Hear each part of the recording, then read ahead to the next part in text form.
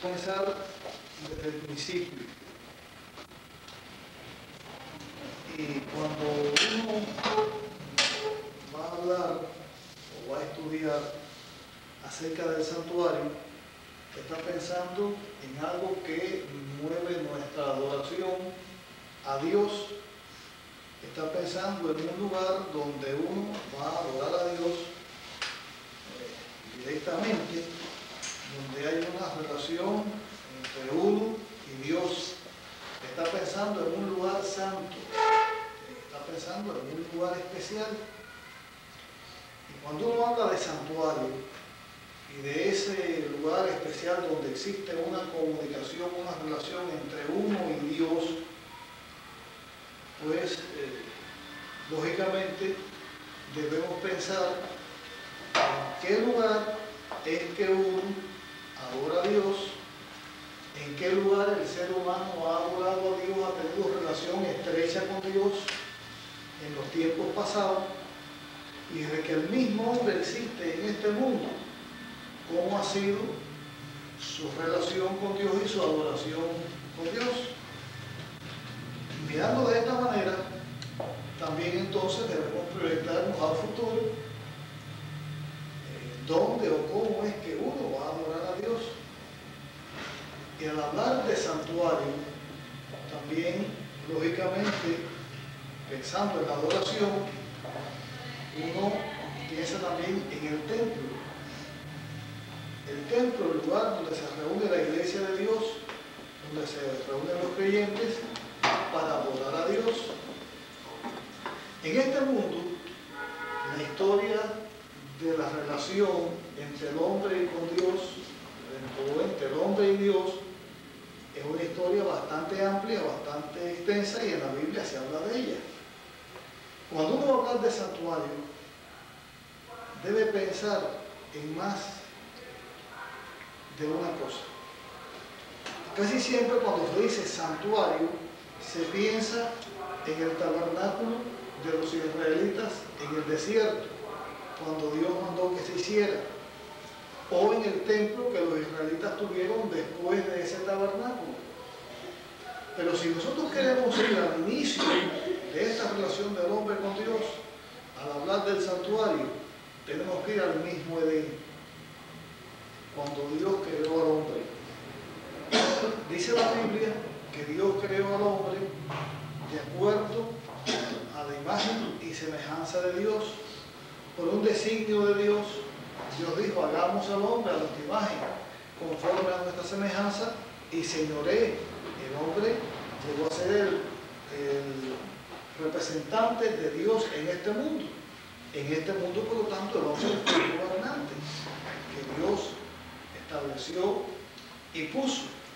Antes de que existiera el pecado, había una relación directa y estrecha entre Dios y el hombre. No había nada que estorbara la relación entre Dios y el hombre, porque no había pecado. Cuando el pecado llegó, fue que esa relación estrecha entre Dios y el hombre se rompió. Dice la Biblia, en el libro de Isaías, el capítulo 59 y el versículo 2, que nuestros pecados hicieron división entre nosotros y Dios. Por eso esa unión, ese estrecho vínculo que había en el Edén entre el hombre y Dios, se echó a perder, porque el hombre, como todos sabemos, pecó desobedeciendo a Dios, y entonces fue separado de Dios y fue sacado del Edén. En el mismo Edén, Dios le puso al hombre algunas cosas que es bueno que nosotros recordemos en esto que estamos estudiando. Dios no está interesado en que a Él se le adore o se tenga buena relación con Él porque Él obligue a nadie a hacerlo. Nunca el hombre estuvo obligado a adorar a Dios. Dios, cuando crea al hombre, lo crea con todo lo que le da. Le dice tú vas a vivir siempre, tú vas a ser mi representante en este mundo, tú vas a tener mi carácter, pero eso es si tú quieres. Entonces Dios le puso al hombre una prueba para que el hombre demostrara que seguía a Dios porque quería. Y hablando de adoración, Dios a todos nos prueba. Y nuestra adoración a Dios la hacemos si nosotros queremos. Si no, no, porque Dios nos obliga. Dios le dio al hombre un lugar especial. Le dio el Edén. Una tierra sin pecado, un mundo sin pecado, un mundo especial y bueno, pero le dio el Edén. En el Edén, el hombre lo tenía todo. Y Dios le dijo, mira, usa todo y a la hora de comer, pues come de todo lo que hay aquí que tú quieras. Pero Dios dejó establecido algo para que el hombre supiera que él lo que era un mayordomo de Dios, porque el verdadero dueño de todo es Dios. Entonces Dios le dijo, mira, aquí en el centro del Edén está este árbol de la ciencia del bien y del mal. De ese árbol tú no cojas, no comas. El día que comas de él, vas a morir. Va a haber una separación entre Dios y el hombre. Ese árbol de la ciencia del bien y del mal, el hombre, si obedecía a Dios, podía seguir el bien. Si no, iba a venir el mal a este mundo. Sabemos ya, y ya lo hemos dicho, y lo estamos repitiendo, que el hombre pecó, desgraciadamente pecó, y hasta nosotros ha llegado esta consecuencia del pecado, porque esto llega a todo ser humano y llegará a todo ser humano mientras que este mundo exista y no esté redimido por Dios. Pero Dios ama a sus criaturas. Dios es amor. Y a sus hijos, Dios los ama. Dios nos ama a todos nosotros. Dios ama a todo ser humano. Y cuando el hombre no había pecado, Dios lo amaba. Pero después que el hombre pecó, Dios lo siguió amando. No dejó de amar. Y como que Dios ama al ser humano, dice, bueno, yo debo tener una relación con el hombre. Quiero tener una relación con el hombre. Quiero que esta relación que se estorbó, que se echó a perder, se vuelva a restablecer. Para que esta relación se restablezca, para que el hombre y yo volvamos a estar en paz, tengo que hacer algo porque el hombre por sí mismo no lo puede lograr. Y cuando Dios buscó al hombre después del pecado, dice la Biblia que el hombre se escondió. Dios llamó a Adán. Adán, ¿dónde estás? Y Adán se esconde. Adán en este caso es el hombre y la mujer. Se esconde. Y Dios cada vez lo llama más de cerca. ¿Dónde estás? Hasta que ya tanto se acercó que salieron de su escondite. Bueno, aquí estamos, Señor. Mira, fue que yo me escondí porque me dio pena venir delante de ti porque estoy desnudo. Y Dios le dijo, ¿y quién te enseñó que estabas desnudo?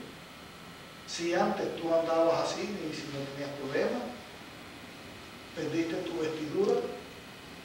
¿Por qué la perdiste? Comiste del árbol que te dije que no comieras. Entonces Adán, que había dado el paso de comer del árbol porque que quiso arrostrar la misma suerte de Eva, por amor a ella, supo que estaba rebelándose contra Dios y lo hizo. De todas formas fue engañado porque eligió mal. Entonces Adán le echa la culpa a Eva. Es característica del pecado siempre echar la culpa a otra persona. Le echa la culpa a Eva. El amor que tenía hacia Eva antes del pecado, ahora tan pronto, tan cerquita de una cosa de otra, le echó la culpa a ella. No, Señor, la mujer que me diste. Pero detrás de esto había también un reproche contra Dios. La mujer que me diste, si no me hubieras dado esta mujer, yo no hubiera pecado. Al fin el culpable es Dios porque le dio a la mujer. Cuando va donde está Eva a Dios y le dice, bueno, ¿qué hiciste? Eva le dice a Dios, bueno, Señor, la serpiente que tú hiciste me engañó y yo comí. También Eva le echa la culpa a la serpiente. Fue engañada, pero también le echa la culpa a Dios, porque fue el creador. Si Dios no hubiera hecho la serpiente, pues a mí la serpiente me engaña. Y en cuestión de adoración, el hombre, a lo largo del tiempo, y en cuestión de todo, el hombre a lo largo del tiempo, casi siempre ha querido echarle la culpa a Dios de todo lo que pasa. Cuando hay una enfermedad, bueno, si Dios lo mandó. Cuando hay un desastre, cuando hay cualquier cosa, inclusive en este tiempo en que nosotros estamos viviendo, cada vez que hay un desastre o una cosa que se siente en el mundo, hasta muchas veces los mismos cristianos dicen, no, son los juicios de Dios que están cayendo sobre el mundo, como echándole la culpa que Dios quien hace esas cosas. Todo esto, en todo el mundo, todos estos conceptos, todas estas cosas entraron cuando se rompió esa relación que existía entre el hombre y Dios. Estamos concretando que al principio no hacía falta ningún templo, no hacía falta ningún santuario, porque el hombre tenía relación con Dios directamente. Pero después que el pecado entró, sí hacía falta un lugar o de alguna manera donde el hombre pudiera adorar con Dios. Hay algo que yo quiero que ustedes tengan en su mente desde ahora, desde este mismo momento, desde ahorita, como decimos acá, ¿no?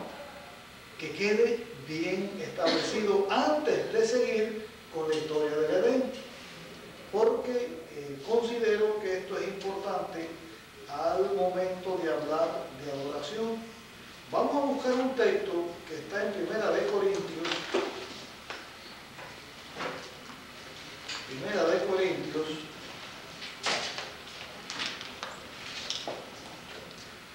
capítulo 6 y versículo 19. Dice aquí, ¿o ignoráis que vuestro cuerpo es templo del Espíritu Santo, el cual está en vosotros, el cual tenéis de Dios, y que no sois vuestros? Quiero poner esta parte en este momento, porque a lo largo de nuestro estudio del seminario, o del santuario, perdón, debemos tener esto bien claro. Nuestro cuerpo es templo del Espíritu Santo. Dios lo hizo así al principio. En nuestro cerebro, o a través de nuestro cerebro, la parte pensante, la parte que gobierna todo el organismo, Dios se comunica con nosotros. Cuando el pecado llegó, echó a perder la relación que había, pero nuestro cuerpo sigue siendo templo del Espíritu Santo y Dios se sigue comunicando con nosotros, porque la verdadera adoración no tiene tanto que ver con el lugar donde se reúne, sino con la disposición con la cual nos reunimos. Porque puede haber en un mismo lugar una persona que esté adorando a Dios en la forma correcta y adecuada, y en el mismo lugar puede haber otra persona que no esté adorando a Dios en la misma forma correcta y adecuada. Muchos motivos pueden tener las personas para venir a adorar delante de Dios. Dios quiera que nuestros motivos de adoración siempre sean los correctos, y así estaremos delante de Dios en la forma que Dios quiere que nosotros estemos. Yendo otra vez al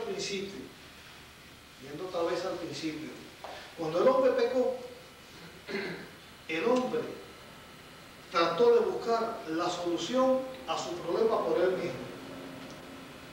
Dice la Biblia que cogieron hojas de higuera y se hicieron unos delantales. Delantal, ustedes notan por la palabra que es algo que se pone delante. Ellos hicieron un tipo de delantal y se lo pusieron y ya está resuelto el problema. Pero ¿y la espalda? ¿La espalda que tenía? No tenía nada. En la cuestión de adoración, también los hombres muchas veces lo que buscan es presentar algo de fachada, algo delante, para que la gente vea, y eso tampoco tiene mucho valor.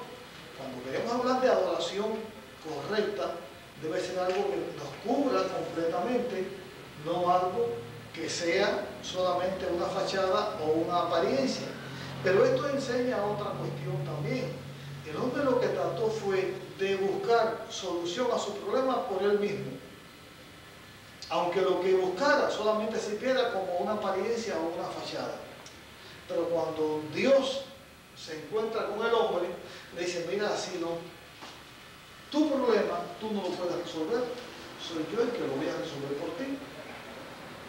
Y así es.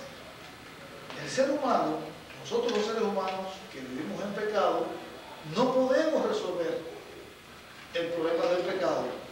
Es Dios quien lo resuelve por nosotros. Entonces dice la Biblia que Dios le dio al hombre túnica de piel. Entonces el hombre se vistió, pero ya no se puso un delantal, sino que se vistió de frente y de espalda y de lado. El hombre estaba vestido, pero estaba vestido no con lo que él hizo, sino con lo que Dios le hizo a él. Esto nos enseña a nosotros que en materia de adoración, en materia de relación con Dios y en materia de solucionar los problemas del hombre, es Dios quien lo hace y no nosotros. Vamos a pensar en la salvación del ser humano. Nuestra salvación no se alcanza por todo lo que nosotros podamos hacer, sino por lo que Dios ha hecho por nosotros. Si Cristo no hubiera venido al mundo a dar su vida para salvarnos, ¿de qué vale todo lo que nosotros podamos hacer? De nada, no hubiera salvación. Por lo tanto, la salvación no es por lo que hacemos, sino por lo que Cristo hizo por nosotros. Desde luego, lo que hacemos tiene mucho valor. No para salvarnos, sino para demostrar que somos salvos. Porque si yo soy de Cristo, no puedo vivir como el que no es de Cristo. Si yo acepté a Cristo, no puedo vivir como el que no aceptó a Cristo. Si yo estoy adorando a Dios, no puedo vivir como el que no adora a Dios. Porque hay una relación que fue Dios quien la restableció, no nosotros. En el Edén, antes que el hombre saliera del Edén, Dios le enseñó algo.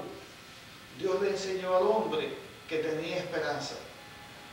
Que su futuro, aunque estaba condenado a la muerte, aunque el pecado había entrado y aunque iba a morir, en su futuro el hombre sería dotado de alguna manera por Dios para que pudiera enfrentar al maligno y pudiera vencer. Para que el hombre supiera eso y lo recordara siempre, Dios le enseñó algo. Esa piel con que el hombre fue vestido salió de un cordero que se sacrificó. Ese cordero que fue sacrificado le estaba enseñando entonces al hombre una lección. La lección que el hombre estaba aprendiendo era que el Hijo de Dios iba a venir a este mundo, iba a morir, iba a dar su vida para pagar la deuda del hombre y para que de esta manera el hombre pudiera tener esperanza de salvación. Cuando Cristo vino a la tierra, cuando Cristo vino a este mundo, la forma en que Juan el Bautista lo presentó enseña esto que desde el principio Dios estaba enseñando. Juan dijo de Cristo: he aquí el Cordero de Dios que quita el pecado del mundo. La pregunta en este momento es la siguiente: ¿qué culpa tuvo la oveja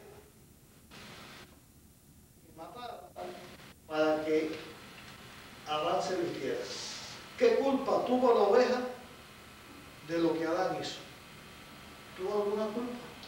Ninguna culpa. ¿Y por qué entonces tuvo que morir? Esto ilustra lo que pasa con Dios. Dios no es culpable que el hombre haya pecado. Y a pesar de no ser culpable del pecado del hombre, Dios estuvo dispuesto a dar su vida por salvar al hombre. Quiero que aquí quede algo bien establecido. Hay personas que piensan y dicen, bueno, si Dios sabía que Adán iba a pecar, ¿por qué lo hizo? Esto es medio parecido a cuando Adán le dijo a Dios, no, la mujer que tú me diste, si no me lo hubieras dado. O cuando Eva dijo, no, la serpiente que tú hiciste, si no lo hubieras hecho, la culpa va a Dios. Ahora el ser humano dice, no sé si ustedes lo han dicho alguna vez, si lo han oído, a mí me lo han dicho muchísimas veces, bueno, y si Dios sabía que Adán iba a pecar, ¿por qué lo hizo? Como diciendo, Dios es culpable por haber hecho a Adán. Algunas personas inclusive han puesto a decir, se han dedicado a decir que Dios reconoció que él era culpable y que por ese motivo fue que perdonó a Adán y que hizo el sacrificio de venir a esta tierra a morir para salvar a Adán porque él se reconoció culpable. Pero no, Dios no es culpable de nada. ¿Por qué Dios hizo a Adán sabiendo que iba a pecar? Bueno, eso es muy fácil de entender si queremos entenderlo. Miren, Dios hizo al ser humano libre. ¿Cómo ustedes consideran? ¿La libertad es buena o es mala? ¿Le gustaría a usted hacer algo a la fuerza que lo obligara? Yo a la fuerza no quisiera nada.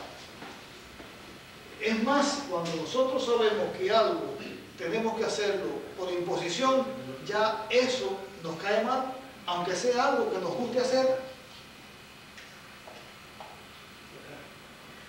Cuando Dios, que es bueno, crea a un hombre bueno, crea a un ser inteligente bueno, no lo crea autómata, porque Dios podía haber programado a Adán, pero ya Adán no sería un ser libre, sería un mero robot, un autómata, alguien programado para no hacer el mal.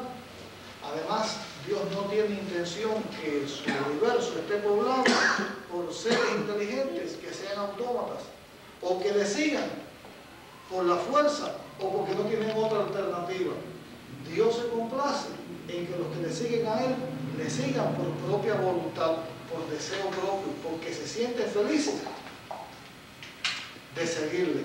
Dios quiere adoradores que le adoren de verdad, en espíritu y en verdad. Dios quiere adoradores que le adoren porque quieren adorarle. Y un día, en este mundo, no va a existir más el pecado, no va a existir más maldad, el pecado desaparecerá para siempre. Pero saben ustedes que en ese tiempo, con Dios adorándole, no va a haber ninguna persona que no esté adorándole de corazón, de voluntad. Mire, aquí estamos este grupito que estamos acá. Yo no sé si todos estaremos en el reino de Dios adorándole por la eternidad, ojalá que sí, que así sea. Pero lo que sí puedo estar seguro es de una cosa: ninguno de nosotros va a estar allí obligado. Va a estar allí porque quiere estar. Y es bueno que sea así. Eso fue lo que Dios hizo con Adán. Lo hizo libre. Y Adán con su libertad escogió lo que quiso. Ahora, como que Dios ama al hombre, le dio la oportunidad. Y entonces en el mismo Edén le enseñó algo para que recordara que Él, como Dios, que Él como su creador, que Él como el objeto de su adoración, iba a venir a ocupar su lugar y iba a venir a dar su vida para salvarle. Y entonces Dios estableció de ahí en adelante algo que sus hijos hicieron. Y lo hicieron hasta que Cristo vino. Fue el sacrificio del Cordero. Antes que se estableciera el santuario del pueblo de Israel, antes de esto, desde el mismo Edén, los seguidores de Dios demostraban su fe en Dios sacrificando un cordero. Y en ese cordero que sacrificaban, un animalito inocente que no tenía culpa de nada, estaban demostrando la fe que ellos tenían en el Hijo de Dios que iba a venir para salvar al mundo. Bien, vamos a llegar en este momento hasta acá y vamos a pasar al tiempo de la lección, y después de la lección nosotros vamos a continuar. Lo iba a imaginar, cuán tramado estaba el plan,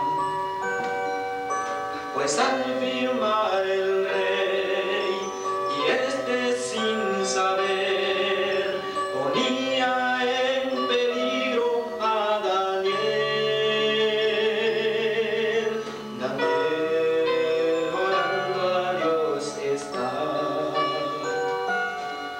Con todo él sigue siendo fiel. De pronto en un momento los hombres lo sorprenden y lo acusan de infringir la nueva ley. La sentencia a es foso de leones. Qué tristeza para el rey, pues él quiere a Daniel, pero debe de cumplir la nueva ley. El rey salió corriendo en la mañana y hacia el foso preguntó con ansiedad.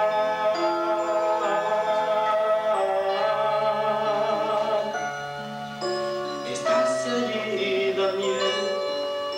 Tu Dios te rescató. Y una voz tranquila contestó: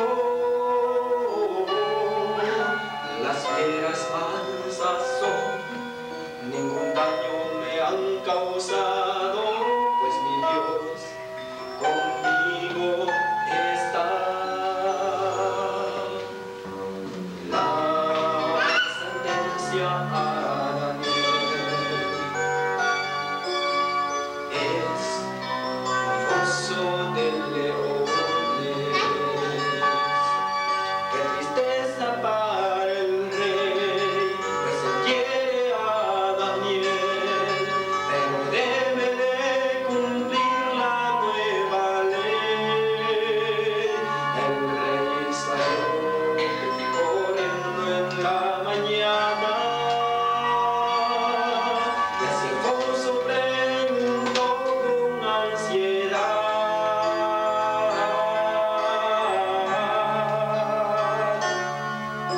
¿estás allí, Daniel? Tu Dios te rescató. Y una voz tranquila contestó: las fieras mansas son, ningún daño me han causado, pues mi Dios conmigo está.